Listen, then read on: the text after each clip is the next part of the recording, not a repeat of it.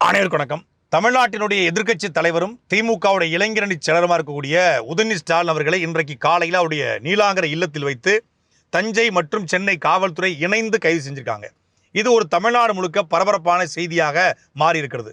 ஒரு பக்கம் திமுகவினர் உதயநிதி ஸ்டாலின் அவருடைய கைதை கண்டித்து தமிழ்நாடு முழுக்க ஆர்ப்பாட்டங்களில் சாலை மறியல்களை ஈடுபட்டு வராங்க. இன்னொரு பக்கம் தாவைக்காவை சார்ந்த பொறுப்பாளர்கள், சட்டமன்ற உறுப்பினர்கள், அமைச்சர் பெருமக்கள் இந்த கைதை ஆதரித்து உதயநிதி ஸ்டாலின் அவர்களை உடனடியாக சிறைப்படுத்த வேண்டும் சொல்லிட்டு இருக்காங்க. எதற்காக இந்த கைது செய்கிற அளவுக்கு உதயநிதி ஸ்டாலின் அவர்கள் என்ன பேசுறாரு, அவருடைய பேசியுடைய பின்னணி என்ன அப்படிங்கிறது குறித்தா இந்த காணொளியில தெளிவா பார்க்க போறோம். நீதி வழங்கும் போது அண்ணன், தம்பி, சொந்தம், பந்தம், பணக்கார, ஏழை எதையுமே பார்க்க கூடாதுடா. நாயத்தை மட்டும் தான் சொல்லணும். நேற்று தஞ்சாவூர்ல திமுகவின் சார்பாக ஒரு ஆர்ப்பாட்டம் நடந்தது. அந்த ஆர்ப்பாட்டத்தை என்னுடைய நோக்கம் என்ன அப்படின்னா, தஞ்சை டெல்டா மாவட்டங்களை வறண்ட மாவட்டமாக அறிவிக்க வலியுறுத்தியும், காவிரியின் குறுக்கே மேகதாட்டில் அணை கட்டுவதை தடுக்க தவறிய தாவேக்காவை கண்டித்தும், விவசாயிகளுக்கு முழுமையாக விவசாய கடனை வழங்க வலியுறுத்தியும் ஒரு ஆர்ப்பாட்டம். அந்த ஆர்ப்பாட்டத்தில் உதயநிதி ஸ்டாலின் அவர்கள் பேசுறார். அந்த ஆர்ப்பாட்டத்தில் பேசுனதுக்கு தான் அவரை கைது செய்ததாக சொல்றாங்க. ஆர்ப்பாட்டத்தை 20 நிமிஷம் பேசியிருக்காரு. எதுக்கு கைதுன்னு இருக்குல்ல, அந்த ஆர்ப்பாட்டத்தில் 20 நிமிடத்தில் குறிப்பா தமிழக முதலமைச்சர் ஒரு டம்மி முதலமைச்சர் அப்படின்னு சொல்றாரு. ஏன் டம்மி முதலமைச்சர்? கடந்த ஆண்டு, அதுக்கு முதலாண்டு, அதுக்கு முந்தின ஆண்டு, 3 ஆண்டுகள்லையும் ஜூன் மாதம் 12ஆம் தேதி அன்றைய முதலமைச்சர் மு.க. ஸ்டாலின் அவர்கள் மேட்டூர்ல போய் அணையை திறந்து வச்சாரு. ஆடி பெருக்கின் போது தண்ணி வந்துச்சு. ஆனா இந்த டம்மி முதலமைச்சர் இருக்கிற போது நமக்கு தண்ணி வரல. இப்ப ஆடி பெருக்கு தண்ணி இல்லாம நம்ம கொண்டாடிக்கிட்டு இருக்கோம் அப்படின்னு சொல்றாரு. இதுக்காக கைது செஞ்சிருக்காங்கன்னு பார்த்தா இல்ல. இன்னொரு கேள்வியை கேட்டிருக்காரு. இந்த ஆட்சி ஒரு தரங்கட்ட ஆட்சி. தாவேக ஆட்சி வந்ததிலிருந்தே தமிழ்நாடு தரங்கட்டத்தனமாக மாறி இருக்கிறது. அமைச்சர்கள் எல்லாமே ஜோக்கர்கள். ஒரு அமைச்சர் திருட்டு விசிறி வித்தவர், ஒரு அமைச்சர் பிளாக்ல டிக்கெட் வித்தவர், ஒரு அமைச்சர் லாட்டரி டிக்கெட் வித்தவர், ஒரு அமைச்சர் பவுடர் போடுறவர், போதை பவுடர் போடுறவர், ஒரு அமைச்சர் கேள்வி கேட்டா ஓடி போறவர், ஒரு அமைச்சர் கேள்வி கேட்டா எதுவுமே தெரியாதவர் அப்படிங்கிற மாதிரி பேசியிருக்காரு. அதான் அமைச்சர்கள் எல்லாருமே ஜோக்கர்கள். நீர்வளத்துறை அமைச்சர் ஒரு ஜோக்கர், தமிழக அமைச்சர்கள் ஜோக்கர்கள் என்று பேசியிருக்காரு. இதுக்காக கைது அப்படின்னா இல்லை, இதுக்காக வழக்கா அப்படின்னா இல்லை. அதே போல தமிழ்நாட்டுடைய அமைச்சர்கள் யாருன்னு அதிகாரிகளுக்கு தெரியல, எம்எல்ஏக்கள் யாருன்னு அதிகாரி தெரியல, ஏன் முதலமைச்சருக்கே தெரியல. எதுக்கோ ரீல்ஸ் போடுறாங்க. கடந்த 2 நாளைக்கு முன்னாடி போய் மெட்ரோ பாலத்தில் ரீல்ஸ் போட்டாரு. அது நம்முடைய தலைவர் திறந்து வைத்த பாலம். அதே போல இந்த கழிவுநீரை சுத்திகரிப்பு ஆலை, அதுவும் நம்ம தலைவருக்கு காலத்தில் வந்தது. அதே போல இப்போ ஒரு புதிய சிப்காட்ல போயிட்டு ஒரு கார் நடத்த பார்வையிட்டு இருக்காரு. இன்னைக்கு நம்ம கூட்டத்தை வந்து மனைமாற்றுவதற்காக. இதுவும் நம்ம ஆட்சி காலத்தை வந்து இப்போ நம்ம தொடங்கி வச்சுலாம் போய் ரீல்ஸ் போட்டுருக்காரு. இது ஒரு ரீல்ஸ் ஆட்சியா இருக்கு, ரீல்ஸ் வெறி பிடிச்ச ஆட்சியா இருக்கு. இந்த ரீல்ஸ் வெறியில பாத்ரூம் டாய்லெட்ல கூட போய் எம்எல்ஏக்கள் ரீல்ஸ் போடுறாங்க அப்படிங்கிற மாதிரி பேசியிருக்காரு. இதுக்காக வழக்கா, இதுக்காக கைதா அப்படின்னா அதுவும் இல்லை. வேற எதுக்காக அப்படின்னா, இந்த முதலமைச்சர் எதை பத்தியுமே கவலைப்படாத முதலமைச்சர். அவருக்கு ஒரே ஒரு கவலை தான் அப்படின்னு ஒரு சொல்ல, அது திமுக காரங்களை பொய் வழக்கு போட்டு எப்படி கைது பண்றங்கிற கவலை தான் அப்படின்னு சொல்றாரு. அங்கிருந்து ஒருத்தன் சொல்றான், பெருமதிப்பிற்குரிய, போற்றுதலுக்குரிய, வணக்கத்திற்குரிய அம்மையார், மரியாதைக்குரிய செல்வி த்ரிஷா அவர்கள் பேரை அவன் உச்சரிக்கிறான். போற்றுதலுக்குரிய, வணக்கத்திற்குரிய, மரியாதைக்குரிய அம்மையார் செல்வி த்ரிஷா அவர்களுடைய பெயரை அந்த இடத்திலே அவர் பயன்படுத்த வேண்டிய அவசியம் இல்லை. ஏனென்றால் போற்றுதலுக்குரிய, வணக்கத்திற்குரிய, மரியாதைக்குரிய அம்மையார் செல்வி த்ரிஷா அவர்கள் அந்த இடத்துக்கு சம்பந்தம் இல்லாதவர். இவர் முதலமைச்சர் கவலையில் இருக்கிறார். எந்த கவலையில் இருக்கிறார்? திமுக காரங்களை எப்படி பொய் வழக்கு போட்டு கைது செய்யலாம் என்ற கவலையில் இருக்கிறார் என்று சொல்லும்போது, அங்கே எவரோ ஒருவர், ஏன் எவனோ ஒருவன், யாரோ ஒருவன், முன்பின் அறியாத ஒருவன், முகம் தெரியாத ஒருவன், எந்த குரல் அங்கே ஒலிக்கிறது? அந்த குரல் என்ன சொல்கிறது? போற்றுதலுக்குரிய, வணக்கத்திற்குரிய, மரியாதைக்குரிய அம்மையார் செல்வி த்ரிஷா அவருடைய பெயரை உச்சரித்த உடனே இவர் வாயிலிருந்து ஒரு வார்த்தை வருகிறது. அந்த வார்த்தை தான் இப்பொழுது கைதாக மாறுகிறது, வழக்காக மாறுகிறது என்று வழக்காடு மன்றங்களில் இருக்கக்கூடிய வழக்கறிஞர்கள் உரைக்கிறார்கள். அது என்ன வார்த்தை என்று நாம் படிக்கிற பொழுது, பார்க்கிற பொழுது, முதலமைச்சர் வாயை திறந்து பேசுறாரா? பேச மாட்டேங்கிறார். அவருக்கு இருக்கக்கூடிய ஒரே கவலை என்ன? திமுக மேல என்ன பொய் வழக்கு போடலாம், என்ன பொய் கேஸ் போடலாம்,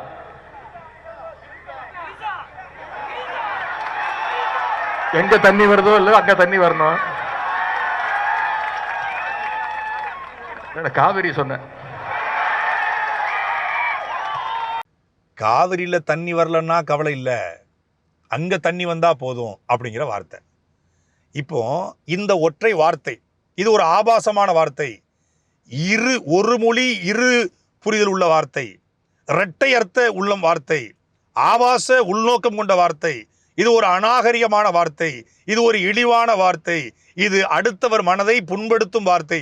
மரியாதைக்குரிய, போற்றுதலுக்குரிய, வணக்கத்திற்குரிய அம்மையார் செல்வி திரிசா அவர்களுடைய மனதை புண்படுத்தும் வார்த்தை என்று இந்த வழக்கு என்றால், பெண்களை இழிவுபடுத்தும் வார்த்தை என்று இந்த வழக்கு என்றால், 9 பிரிவுகளிலே 3 பிரிவுகள் பெண்களுடைய மனதை, பெண்களை பொது வழியிலே மானவங்கம் படுத்துவது போல அந்த வார்த்தை இருக்கிறது என்றால், மரியாதைக்குரிய, போற்றுதலுக்குரிய, வணக்கத்திற்குரிய அம்மையார் செல்வி திரிசா அவர்களுக்கு மட்டும்தான் கண்ணியமும் ஒழுக்கமும் மாண்பும் இருக்கிறதா?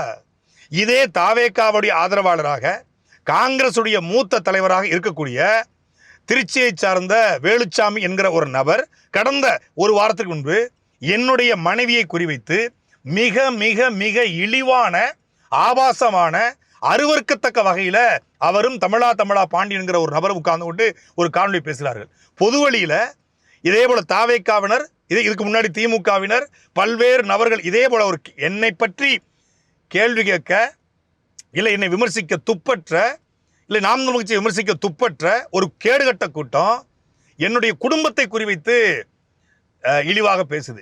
இது குறித்து என்னுடைய மனைவி வழக்கறிஞரோடு திருச்சி மாநகர ஆணையர் காமினி அவர்களிடம் IPS அவர்களிடத்திலே போய் புகார் அளித்து தன் மன வேதனையை சொல்லி, இப்படி தொடர்ச்சியாக என்னை சமூக வலைதளங்களை இழிவுபடுத்துறாங்க, எனக்கு 2 பிள்ளைகள் இருக்காங்க, 11 வயசு, ஒருத்தருக்கு 6 வயசு, என் பிள்ளைகள் இந்த காணொலியை பார்த்தால் என்ன மாதிரி நான் மனநிலைக்கு செல்லப்படுவாங்க, என் குடும்பத்தில் இவ்வளவு பெரிய மன உளைச்சலுக்கு நாங்கள் ஆளாயிருக்கிறோம், இந்த மாதிரி தொடர்ச்சியாக என்னுடைய பெண்மையை இழிவுபடுத்துவது போல, என்னை மானபங்கப்படுத்துவது போல இவ்வளவு இழிவாக பேசுறாங்க என்று ஆதங்கத்தை கொட்டி புகார் அளித்து தமிழ்நாட்டினுடைய தலைமைச் செயலாளர், தமிழ்நாட்டுடைய DGP, திருச்சியினுடைய IG, திருச்சியினுடைய கமிஷனர், நாங்கள் வாழக்கூடிய பகுதியுடைய திருச்சி இன்ஸ்பெக்டர், திருச்சியினுடைய DSP எல்லாருக்கும் புகார் அளித்தும் இதுவரைக்கும் 1 வார காலமாச்சு அந்த வேலுச்சாமி மீதும் தமிழா பாண்டியன் மீதும் நடவடிக்கை இல்லை. இதே கருத்தை தாவேகாவை சார்ந்த ஒரு யூடியூபருங்கிற பேரில் சமூக வலைதளங்களில் என் மனைவியை குறிவித்து மிக கொச்சையான வார்த்தைகளில் இழிவுபடுத்தி நான் சென்னை மாநகர ஆணையர்கிட்ட, சென்னை DGP புகார் அளித்தும் இதுவரைக்கும் ஒரு நடவடிக்கை இல்லை. மரியாதைக்குரிய, போற்றுதலுக்குரிய, வணக்கத்திற்குரிய செல்வி திரிசாவிற்கு மட்டும்தான் கண்ணியமும் பெண்மையும் ஒழுக்கம் இருக்கா? எங்க வீட்டு பிள்ளைகளுக்கு இல்லையா? என்ன ஒரு வார்த்தை! நீதிமன்றம்னு ஒன்று இருக்கு, நீதிமன்றத்துக்கு போயிருக்கோம். இந்த அரசு உண்மையிலே பெண்களுக்கான அரசா இருக்கும்னா ஏன் மரியாதைக்குரிய, போற்றுதலுக்குரிய, வணக்கத்திற்குரிய செல்வி திரிசா அவர்கள் மீது யாராவது பேசினா மட்டும் தான் நடவடிக்கை எடுப்பீங்களா? நாங்கள் புகார் அளிச்சா நடவடிக்கை எடுக்க மாட்டீங்க. 24 மணி நேரத்தில் ஆகலைங்க, 24 மணி நேரம் ஆகலை. 9:30 மணிக்கு தஞ்சாவூர் காவல் நிலையத்தில் போய் புகார் அளிக்கப்படுது. 10:30 மணிக்கு உதயநிதி ஸ்டாலின் அவர்கள் வீட்டில் போலீஸ் நிற்கிது. எப்படி? நாங்கள் இவ்வளவு புகார் அளிச்சிருக்கிறோம். அதே காணொலியில் எங்களுடைய அண்ணன் சீமான் அவர்களுடைய தாயார் குறித்து என்ன பேசினாங்கிறத பொது வழியில் சொன்னால் நாம் தமிழ் கட்சிக்காரன் கொந்தளிச்சிருவான். பல பேர் இந்த காணொலியை பார்த்துருக்க வாய்ப்பு இல்லை. இன்னைக்கு தான் அண்ணன் சீமான் அவர்கள்ட்ட நான் சொன்னேன், இப்படி பேசியிருக்காருன்னு வேலுச்சாமி, நாம் தமிழர் மேடையில் பேசின வேலுச்சாமி என்ன பேசுறாரு? நான் எதுக்கு வேலுச்சாமி ஏன் பேசணும்? வேலுச்சாமி சாட்டை வலையொலியை சார்ந்த தம்பி பேட்டி எடுக்க போறாரு. பேட்டி எடுக்க போன இடத்துல ஈவேரா ராமசாமி குறித்து பேசும்போது ராமசாமி தெலுங்கு பற்றோடு நடந்து கொண்டாருன்னு கேட்டுறாரு. உடனே எந்திரிச்சு, நீ யாருங்கிறத உங்க அம்மாட்ட போய் கேளு, உங்க அம்மா உன்னை யாருக்கு பெத்தணும் உங்க அம்மாட்ட போய் கேளுன்னு கேட்கிறாரு. இப்படி பெரிய மனுஷனா பேசுறீங்களே, ஒரு சின்ன பையனை போயிட்டு இப்படி அம்மா யாருன்னு கேட்குறீங்களே, நல்லா இருக்கா? இப்படி உங்க அம்மாவை பத்தி பேசினா உங்களுக்கு வலிக்கும் தானே கேட்டேன். எங்க அம்மாவுக்கு 96 வயசு, எங்க அம்மா பேசினான்னு சொல்லி என்னை பத்தி அவதூறு பரப்புறாரு. இதுதான் பிரச்சனை. அதுல அண்ணன் சீமானவருடைய தாயார் குறித்து பேசுற வார்த்தை இருக்குல்ல, அரணையூர்ல அந்த வார்த்தையை பதிவு பண்ண முடியும், அவ்வளவு இழிவா. இதனாலதான் சீமான் எல்லாரையும் அப்பா அப்பான்றாரா? என்ன மாதிரியான வார்த்தை அது? என்ன மாதிரியான வார்த்தை? உங்க குடும்பம், உங்க வீட்டுல வேலுச்சாமி வீட்டுக்கூடிய பெண்ணையோ அவங்க மகளையோ மனைவியோ இப்படி பேசினா பொறுத்துக்கிட்டு இருப்பாரா? உனக்கு அது இருந்துச்சுன்னா உனக்கு மியூசியம் கடை எதுக்கடா வச்சிருக்க? எதுக்கடா சட்டை போட்டிருக்க? எதுக்கடா பேண்ட் போட்டிருக்க? இந்த நாலாரி பொழப்புக்கு நாக்க முடிவு சாகலாம்ல, இல்லை தெருவில் பிச்சை எடுக்கலாமே. இதெல்லாம் ஒரு பொழப்பா? இங்கே வேற ஏதோ அங்கே கோளாறு, அதனுடைய விளைவு தான். இது அறநையூரில் போய் நீங்க விசாரிங்க. எனக்கு தெரியும், இப்ப சொல்ல விரும்பல, தேவைப்பட்டா சொல்ல வேண்டியது. இல்ல அறநையூர் பிரசிடென்ட் கதையெல்லாம் எனக்கு உங்களுக்கு தெரியுமா? நீண்ட நாளா பாரியாது, நான் எனக்கு மட்டும்தான் தெரியும் நினைச்சேன். ரகசியம் இல்லையா? நான் தான் இந்த செய்தியை ஊருக்கே உலகத்துக்கே சொன்னேன். முதல் நாள் நான் தான். அப்பா அப்பான்னு எல்லாரையும் சொல்றதுக்கு இதான் காரணமா? அறநையூர் சரி சரி பிரசிடென்ட். சரி. இப்ப அண்ணா இன்னொரு விஷயம் என்னன்னா, இதுக்கு காவல் நிலையத்தில் புகார் நான் புகார் அளிச்சுக்கிறேன், கட்சியினுடைய வழக்கறிஞர் புகார் அளிச்சிருக்காரு, நடவடிக்கை இல்லை. பிஸ்மி என்கிற ஒரு நபர் சமூக வலைதளத்தில் அண்ணன் சீமான் குறித்து அவதூறு பரப்புறாரு. மதுரையை சார்ந்த நீதியரசர் விக்டோரியா கௌரி அவர்கள் சீமான் தமிழ்நாட்டில் மற்ற அரசு கட்சி தலைவர்கள் போலவே மதிக்கத்தக்க நபர், அவர் மீது இப்படி அவதூறு பரப்பிய நபரை உடனடியாக நீங்கள் கைது செய்ய வேண்டும், விசாரிக்க வேண்டும், இந்த வழக்கை உடனடியாக நீங்கள் வழக்காக மாற்ற வேண்டும் புகாரின்னு சொல்றாங்க. காவல்துறையும் எஃப்ஐஆர் போடுது. மதுரையில் எஃப்ஐஆர் போட்டு ஒரு வாரம் ஆச்சு. பிஸ்மி ஊருக்குள்ள தான் பேசிட்டு இருக்காரு. ஆனால் இதுவரைக்கும் எந்த விசாரணையும் இல்லை.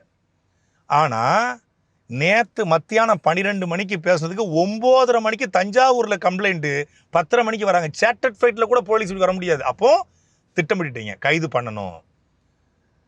பனையூரை பற்றி என்னமும் பேசு, பிரச்சனை இல்லை, பட்டினப்பாக்கத்தை பற்றி பேசாத. அதை தான் நம்ம இடுமான காட்டி போடுந்தான். பட்டினப்பாக்கம் இஸ் வெரி டேஞ்சரஸ் தென் பனையூர். எவ்வளோ பெரிய சகிப்புத்தன்மை உள்ள முதலமைச்சர் பாருங்க. உண்மையிலே முதலமைச்சர் ஜனநாயகவாதி, உண்மையிலே ஜனநாயகவாதி. தன்னை பற்றி பேசினால் அவர் ஜனநாயகவாதி. தன்னை பற்றி என்னமும் பேசு. அந்த பெருமதிப்பிற்குரிய, போற்றுதலுக்குரிய, வணக்கத்திற்குரிய அம்மையார் செல்வி திரிசா அவர்கள் குறித்து பேசினால் உடனடியாக கைது. உடனடியாக கைது. வேற எதுக்கு கைது? பெண்களை இழிவுபடுத்தி விட்டார்னு கைதா? இல்ல, போற்றுதலுக்குரிய, வணக்கத்திற்குரிய, மரியாதைக்குரிய அம்மையார் செல்வி திரிசா அவர்களை பேசிவிட்டார், கைது. அருளப்பன்கிற டிஎம்கேவை சார்ந்த ஜென்சி, அந்த ஒருங்கிணைப்பு சேர்ந்த ஒரு பையன், அவரை கைது பண்ணுறாங்க. ஏன் கைது பண்ணுறாங்க? விஜய் அவர்கள் குறித்து பேசியது கிடையாது. போற்றுதலுக்குரிய, வணக்கத்திற்குரிய, மரியாதைக்குரிய செல்வி திரிசா அவர்கள், அம்மையார் திரிசா அவர்கள் குறித்து பேசிட்டான்னு கைது. என்னாச்சு? அனிதா ராதாகிருஷ்ணன் கைது. ஏன்? முதலமைச்சர் பேசிட்டாருன்னா? இல்லை, போற்றுதலுக்குரிய, வணக்கத்திற்குரிய, மரியாதைக்குரிய அம்மையார் செல்வி திரிசா அவர்கள் குறித்து பேசிட்டாருன்னு கைது. எங்கள் கட்சியை சார்ந்த மாணவர் பாசறை பொறுப்பாளர் தம்பி வேடசுந்தூர் வேட்பாளர் உசைன் அவர்கள் கைது. கைதுக்கு பிறகு விட்டுட்டாங்க. ஏன் கைது? முதலமைச்சர் குறித்து பேசுறாருன்னா, விஜய் அவர்கள் குறித்து பேசுறாருன்னா? இல்லை, போற்றுதலுக்குரிய, வணக்கத்துக்குரிய, மரியாதைக்குரிய அம்மையார் செல்வி திரிசா அவர்கள் குறித்து 6 மாதத்துக்கு முன்னாடி போட்ட ட்வீட் காரணமாக கைது. இப்போ உதயநிதி ஸ்டாலின் அவர்கள் கைது. போதை அமைச்சர் குறித்து பேசியதற்கா? பிளாக் டிக்கெட் அமைச்சர் குறித்து பேசுறதுக்கா? லாட்ரி சீட் அமைச்சர் குறித்து பேசுனதுக்கா? இல்லை இந்த ஜோக்கர் அமைச்சர் குறித்து பேசுனதுக்கா? இல்லை அமைச்சர் ஜெகதீஸ்வரி குறித்து பேசுனதுக்கா? இல்லை ராணிப்பேட்டை மாவட்ட செயலர் பெண்களுக்கு பாலியல் வன்கொடுமை கொடுத்துட்டு 5 பிரிவில் வழக்கு போட்டும் கைது செய்யாமல் இருக்காங்க அப்படிங்கிறதுக்காக அதை கேட்டதுக்காக கைது பண்ணிட்டாங்களா?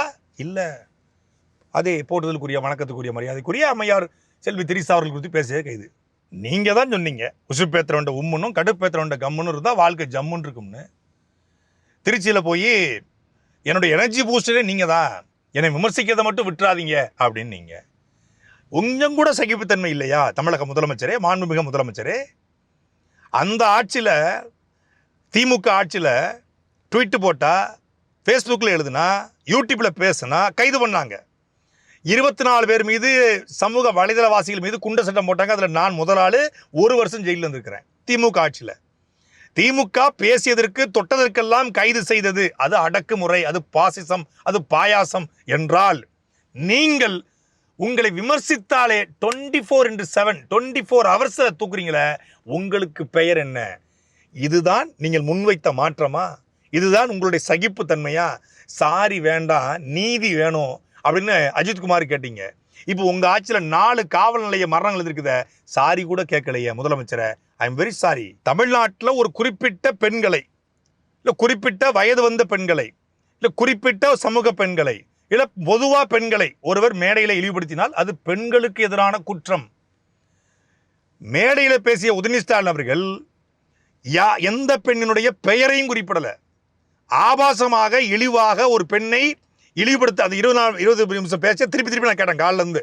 ஒரு குறிப்பிட்ட பெண்ணை குறிவிச்சு பேசல. அப்படியே அந்த பெண்ணினுடைய மனது புண்பட்டிருந்தால், போட்டதுக்குரிய, வணக்கத்துக்குரிய, மரியாதைக்குரிய அம்மையார் செல்வி திரிசா அவர்கள் தஞ்சாவூரில் புகார் கொடுத்திருந்தோ, இல்லை பட்டினப்பாக்கத்தில் போட்டதுக்குரிய, வணக்கத்துக்குரிய, மரியாதைக்குரிய அம்மையார் செல்வி திரிசா அவர்கள் புகார் கொடுத்தாலோ, இல்லை சென்னை டிஜிபியை பார்த்து போடக்கூடிய வணக்கத்துக்குரிய மரியாதைக்குரிய அம்மையார் செல்வி திரிசா அவர்கள் புகார் கொடுத்தாலோ, இல்லை சென்னை கமிஷனரை பார்த்து போடக்கூடிய வணக்கத்துக்குரிய மரியாதைக்குரிய செல்வி திரிசா அவர்கள் புகார் கொடுத்தாலோ, இல்லை மகளிர் ஆணையத்தை சந்தித்து போடக்கூடிய வணக்கத்துக்குரிய மரியாதைக்குரிய செல்வி அம்மையார் திரிசா அவர்கள் புகார் கொடுத்தாலோ நடவடிக்கை எடுத்தால் தப்பு இல்லை. போட்டதுக்குரிய வணக்கத்துக்குரிய மரியாதைக்குரிய செல்வி அம்மையார் திரிசா அவர்கள் புகார் கொடுக்காம யாரோ ஒருத்தர் கொடுத்த புகாரில் எப்படி உடனடியாக நீங்கள் கைது பண்ணுறீங்க? சரி, இவ்வளவு விரைவாக போட்டதற்குரிய வணக்கத்திற்குரிய மரியாதைக்குரிய அம்மையார் செல்வி திரிசா அவர்கள் நடவடிக்கை புகார் கொடுக்காமலே நடவடிக்கைக்கூடிய உங்களுடைய மாண்பை, உங்களுடைய பெண்களுக்கு எதிரான குற்றங்களை களைய வேண்டும் என்கிற அந்த போக்கை, பெண் இனத்தை காக்க வேண்டும் என்கிற உங்களுடைய துணிச்சலை, உங்களுடைய அந்த வேகத்தை நான் பாராட்டுறேன், மதிக்கிறேன், வரவேற்கிறேன். மாண்புமிகு தமிழக முதலமைச்சர் அவர்களே, தாவேகாவை சேர்ந்த ஒரு பெண்ணை ராணிப்பேட்டையினுடைய தாவேகா மாவட்ட செயலர் விஜயமோகன் தன் தேவைக்கு பயன்படுத்த பார்த்து அந்த பெண்ணினுடைய குழந்தையையும் தன் தேவைக்கு பயன்படுத்த பார்த்தார் என்று புகார் அளிக்கப்பட்டு, அந்த புகாரில் உங்கள் கீழ் வரக்கூடிய, அதாவது உங்களுடைய கட்டுப்பாடு வரக்கூடிய காவல்துறையில் ராணிப்பேட்டையினுடைய மரியாதைக்குரிய கண்காணிப்பாளர், அவங்களும் ஒரு பெண் கண்காணிப்பாளர், அவங்க புகாரை ஏற்றுக்கொண்டு எஃப்ஐஆர் போட்டிருக்காங்க. உங்களுடைய ராணிப்பேட்டை சட்டமன்ற உறுப்பினர் மரியாதைக்குரிய தாகிரா அவர்கள் தப்பு விஜயமோகன் என்று அவங்களை கண்டித்திருக்காங்க. அதை அந்த பெண்ணை ஒப்புதல் வாக்குமூலமாக சொல்கிறாங்க. பல்வேறு தொலைக்காட்சிகளில், ஊடகங்களில் எதிர்கட்சிகளும் இதை கண்டனம் தெரிவிச்சிருக்காங்க. அந்த விஜயமோகன் மீது எஃப்ஐஆர் போட்டு கைதில்லை, கட்சி ரீதியான கூட நடவடிக்கை இல்லை. இதுதான் நீங்கள் இங்கே ஒரு வேகம் அங்கே ஒரு வேகமாக இருக்க. பெண்களுக்கு எதிரான குற்றங்களை களைகிறீங்க, இல்லை பெண்களை அவமானப்படுத்தினால் எல்லாரையும் தூக்குவேன்னா அங்கே முதல்ல தூக்கியிருக்கணும்ல. அங்கே தூக்காமல் இங்கே மட்டும் தூக்குறீங்கன்னா இது இதுக்கான தூக்கு மாதிரி தெரியலையே, இதுக்கான கைது மாதிரி தெரியலையே. நாளைக்கு பட்ஜெட்டு, தமிழகத்தினுடைய முதல் பட்ஜெட்டு, தாவேகாவினுடைய முதல் பட்ஜெட்டு. இந்த பட்ஜெட்டில் எதிர்கட்சிகளே இருக்கக்கூடாது. ஏற்கனவே எதிர்கட்சிகள் கேள்வி கேட்டதுக்கு பதில் சொல்ல முடியாமல் குட்டி கதைங்கிற பேரில் குறைந்தபட்ச அரசியல் மாண்பு கூட இல்லாமல் சட்டசபையில் பேசுனீங்க. இப்படி சைன்லாம் போட்டிங்க சபாநாயகருடைய ஆலோசனை அடிப்படையில். நாளைக்கு பட்ஜெட்டில் நீங்கள் கொடுத்த வாக்குறுதிகளை நிறைவேற்றுவதற்கு 100 விழுக்காடு வாய்ப்பில்லை அப்படின்னு எதிர்பார்க்கப்படுது. ஏன்னா நீங்கள் ஏற்கனவே சொன்னதை எதையும் செய்ய முடியல. அன்னபூர்ணி சூப்பர் 6ஓ, தாய்மாமன் திட்டமோ, அண்ணன் சீர்திட்டமோ இதையெல்லாம் செயல்படுத்தப்படணும். இன்னும் நீங்கள் கல்வி கடன் தள்ளுபடி, சுய உதவிக்குழுக்களுக்கு 25 லட்ச ரூபா கடன், அப்புறம் விவசாய கடன் முழுமையை தள்ளுபடி, இப்படின்னு பல்வேறு வாக்குறுதியை கொடுத்துருக்கீங்க, அள்ளி வீசிருக்கீங்க. இது எல்லாம் நிறைவேற்றப்படுமா அப்படிங்கிற கேள்விகள் இருக்குது. கடன் வாங்கிட்டாங்க 10 லட்சம் கோடி நீங்கள் கடன் வாங்காமல் பண்ணிடுவீங்களா? மின்சார தேவை எப்படி பூர்த்தி பண்ண போகிறீங்க? இந்த மின் பகிர்மான கட்டணங்கள் உயர்ந்திருக்கிறத இதை பற்றி என்னவா இருக்க போகுது இப்படின்னு பல கேள்விகள் தமிழ்நாடு முழுக்க எழுந்திருக்கிறது. எப்பெல்லாம் ஒரு இஷ்யூ கிளம்புதோ அப்பெல்லாம் நீங்கள் ரீல்ஸ் போடுறீங்க அப்படிங்கிற குற்றச்சாட்டு எழுந்திருக்கு. டைவர்ட் பாலிடிக்ஸ் பண்ணுறீங்க. காவிரி பிரச்சனையில் மேகதாட்டில் அணை கட்டக்கூடாது, காவிரி தண்ணி திறந்து விடணும், அனைத்து கட்சி கூட்டம் போட்டால் நீங்கள் அன்னைக்கு கரெக்டாக போய் பாலத்து மேலே ஏறி நின்று ரீல்ஸ் போடுறீங்க. அங்கே கரூர் வழக்கில் 41 பேரில் இறந்து போன குடும்பத்துக்கு 31 பேருக்கு வேலை கொடுத்து செல்லாதுன்னு மதுரை உயர்நீதிமன்றம் தீர்ப்பளித்தா அன்னைக்கு போய் இந்த கழிவுநீர் ஆலையை பார்க்க போயிடுறீங்க. அங்கே ஒரு ரீல்ஸை போட்டு விட்டுறீங்க. இந்த பக்கம் திமுக விவசாயிகளை கூட்டி வைத்து ஆர்ப்பாட்டம் பண்ணா அன்னைக்கு போய் ரெனால்டு டஸ்டர் காரை ஓட்டி பார்த்து சிப்காட்டில் போய் நின்று ரீல்ஸ் போடுறீங்க. இன்னைக்கு ஏதோ ஒரு இஷ்யூ வருதுன்னா ஒரு புதிய திட்டத்தை அறிவிக்கிறேன் அப்படின்னு சொல்லி ரீல்ஸ் போடுறீங்க. அப்போ டைவர்ட் பாலிடிக்ஸ் பண்ணிட்டு இருக்கீங்க. காவிரியில் தண்ணி நீங்கள் கேட்டு வரல, அவங்க கொடுத்தும் வரல, தானா வருது. உபரி நீராக வருது. அது உதவி செய்கிற நீராக வரல, உபரி நீராக வருது. அதாவது காவிரியில் நமக்கு வர வேண்டிய 177.25 டிஎம்சியில் இந்த மாதம் வர வேண்டிய 41 டிஎம்சியை நீங்கள் கேட்டு பெற்றிருந்தால் நீங்கள் போராடி பெற்றதாக அர்த்தம். நீங்கள் உண்மையிலே கடவுளின் பிள்ளையாக அர்த்தம், இல்லை தமிழ்நாட்டு பிள்ளையாக அர்த்தம். ஆனால் மழை பெஞ்சு திறந்து விட்டான், திறக்கலாம் அவன் மூழ்கி இருப்பான். இது எப்படி நீங்கள் கொடுத்ததா இருக்கும்? இது தெரிஞ்சிடக்கூடாது என்பதற்காக இந்த மாதிரி ரீல்ஸை போட்டு இந்த கைதை பண்ணி இந்த மாதிரி ஒரு பரபரப்பை காட்டி மிரட்ட பார்க்குறீங்களா? யாரை மிரட்ட பார்க்குறீங்க? என்னை பற்றி பேசுனா, இல்லை என் சார்ந்தவர்களை பேசினா, என் சார்ந்தவர்களாம் இல்லை, போட்டதற்குரிய வணக்கத்திற்குரிய மரியாதைக்குரிய அம்மையார் செல்வி திரிசா அவர்களை பேசினால் கைது. வேற என்ன கைது? அவரை பற்றி பேசினா கைதுங்க, அவரை பற்றி பேசினா தூக்குங்க. இரவு 3 மணிக்கு தமிழ்நாட்டினுடைய மாண்புமிகு பொதுப்பணித்துறை அமைச்சர் ஐயா பெரும்புலவர் புசி ஆனந்த் அவர்கள் 2:59 அதிகாலையிலே பிரம்ம முகூர்த்தம் பிரம்ம முகூர்த்தத்தில் ட்வீட் போடுன்னு சொல்லி உங்கள் ரத்தன்மட்டி வெற்றிவேலு குறித்து கொடுத்தாரா? பள்ளிக்கல்வித்துறை அமைச்சர், அறநிலையத்துறை அமைச்சர், தமிழ்நாட்டின் நீர்வளத்துறை அமைச்சர், தமிழ்நாட்டினுடைய நெடுஞ்சாலைத்துறை அமைச்சர், அத்தனை அமைச்சரும் 1 மணிலேருந்து 3 மணி வரைக்கும் ட்வீட். சர்வதேச பிரச்சனை, உலக பிரச்சனை, போர் நிறுத்தத்துக்காக 2 ட்வீட் போட்டுட்டு இருக்காங்க. இஸ்ரேலும் பாலஸ்தீனும் மோரிக்கிட்டு இருக்கு. 1:30 மணிக்கு ட்வீட் போட்டு கட்டுப்படுத்த போறாங்க. கொத்து கொத்தா மக்கள் செத்துக்கிட்டு இருக்காங்க. இவங்க ட்வீட் போட்டு நிறுத்த போறாங்க. சர்வதேச பிரச்சனை. மேகதாட்டில் அணை கட்டுவதற்கு எதிராக இரவு முழுக்க ட்வீட்டுகளை போட்டு ட்ரெண்டிங்கை உருவாக்கி காவிரிலிருந்து உரிமையை பெற்றதற்காக போட்டுக்கிட்டு இருக்காங்க ஐயாக்கள், மாண்புமிகுக்கள், நம்ம எஜமான்கள், நம்ம வாக்கு செலுத்திய நம்முடைய பெருந்தகைகள். சர்வதேச பிரச்சனை என்ன? அவர் பேசுனது நீங்க பேசலாம், எவனுக்கும் தெரிஞ்சிருக்காது. அவர் எந்த தண்ணியை பேசினாலும் இது வரைக்கும் யாருக்கும் தெரியல. அது கண்ணியை கட்டு போச்சு, மரியாதை கட்டு போச்சு, மாண்பு கட்டு போச்சு, பெண் குலத்துக்கே அவமானம், பெண் இனத்துக்கே அவமானம். ஏண்டா எங்க குடும்பத்தை பூரா இவ்வளவு கேவலமா எழுதிருக்கீங்க, நாங்க போய் நீதிமன்றத்தில் புகார் அளித்த நடவடிக்கை இல்லை. மாண்பை பத்தி, கண்ணியத்தை பத்தி லியோ படத்துல இதே போட்டதுக்குரிய வணக்கத்துக்குரிய மரியாதைக்குரிய அம்மையை செல்வி திரிசாவிட்ட போய் நீங்க போய் என்ன மாதிரியே ஒரு டேஸ்ன்னு சொன்னீங்களே, இதுதான் பெண்ணியமாங்க. ஏங்க ஏங்க மாண்புமிகு சார், ஹலோ, என்ன சார் இது? என்ன மாதிரி இருக்கான்ட்டு ஆளாளுக்கு என்ன போட்டு. இப்போ ஜனநாயகன் படத்துல மம்தா பைஜிங்கிற உங்களுடைய வளர்ப்பு மகளை பக்கத்துல வச்சுக்கிட்டு இந்த பொண்ணை தொட்ட டேஸ் யாரா பேசுனா வாய் எவனோடதுன்னு தெரியணும். உங்களை அனுப்புன அந்த யாருன்னு இப்போ தெரியணும். இதுதான் உங்களுடைய மாண்புமிகுவா? இதுதான் உங்களுடைய கண்ணியமா?